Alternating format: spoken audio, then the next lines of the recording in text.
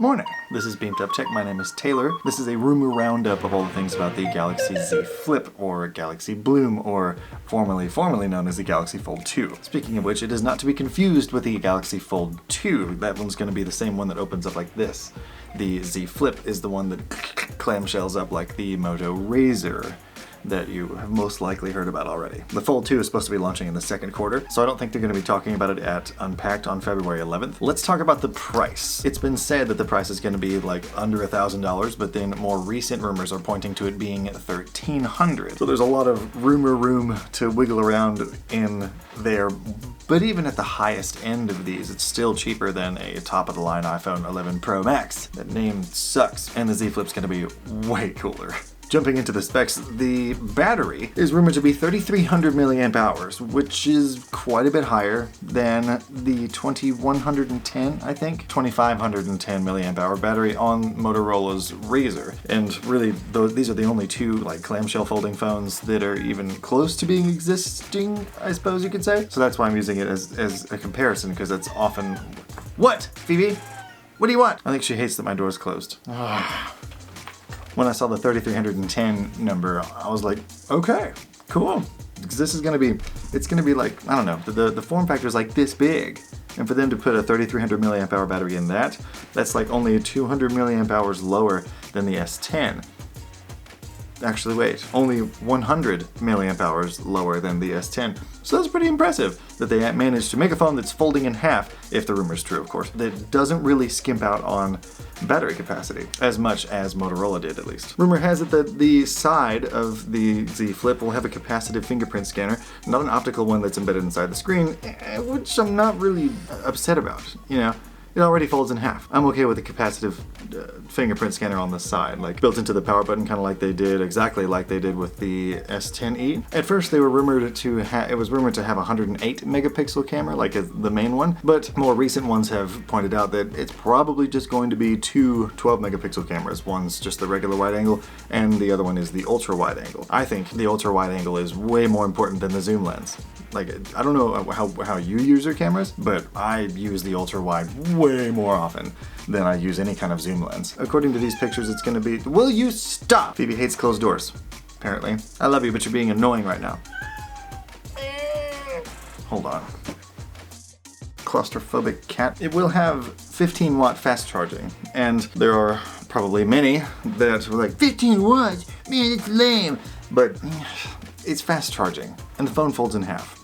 I think it's a fair trade-off. Wireless charging and reverse wireless charging will also, or is supposedly going to be supported, which will be nice. I do use reverse wireless charging occasionally, a little bit more than I thought I would, but it comes in handy when like the watch is dead or you're trying to flex on iPhone owners and things of that nature. There's a lot of rumors floating around about Samsung using ultra-thin glass for the display instead of the regular plastic like you see on the Galaxy Fold that could be damaged even with a fingernail if you pressed hard enough. If they use this, it supposedly is going to be the thickness of a human hair, but still, it's glass. How they are going to manage to make a piece of glass that can fold in half many times, that's the thickness of a human hair without breaking, is beyond me, but if they can, awesome. Please do. Instead of the plastic. That would be great. Rumors are also pointing to them using the Snapdragon 855 processor, the same processor that is in the 2019 flagship series phones. So that kind of ties into the increased battery capacity in the Z Flip versus the considerably less powerful processor in the Motorola Razr, but also considerably smaller battery. So it's like, is the increased power consumption from the more powerful processor going to negate the increased battery capacity in the Z Flip?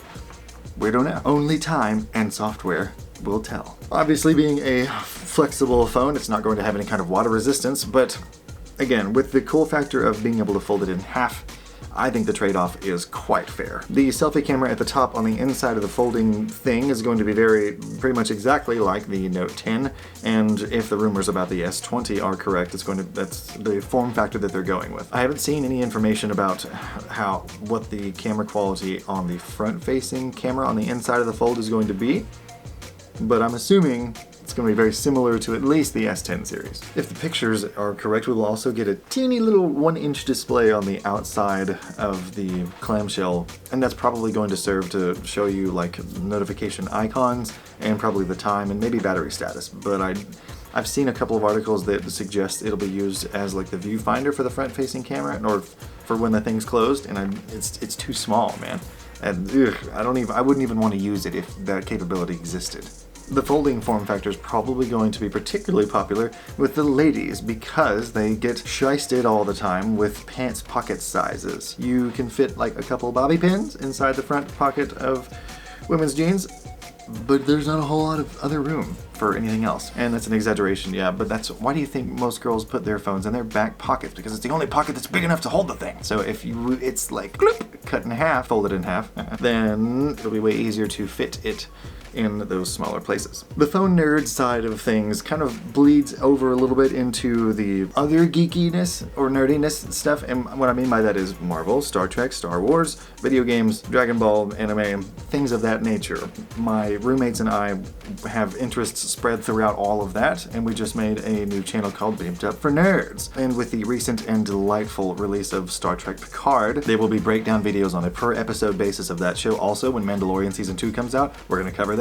And when the Obi-Wan Kenobi series comes out on Disney Plus, we're going to cover that too. And when WandaVision comes out, we're going to cover that too. And when Falcon and Winter Soldier comes out, we're going to cover that too. All on a per episode basis. Also, all the Marvel movies that come out, we've always wanted to be able to talk about this stuff, but it's never been able to fit in any of the channels that exist. So now we have a place to dump all of that. You can find BeamtUp for Nerds right here, if it is something of interest to you. Right now, as of recording this vid, there's only one video on the channel, but that's because it was made 48 hours ago. Now you know it exists, and you know where to find it. Also, BeamtUp is across these social media platforms. There you'll find little smatterings of content that don't get posted on YouTube.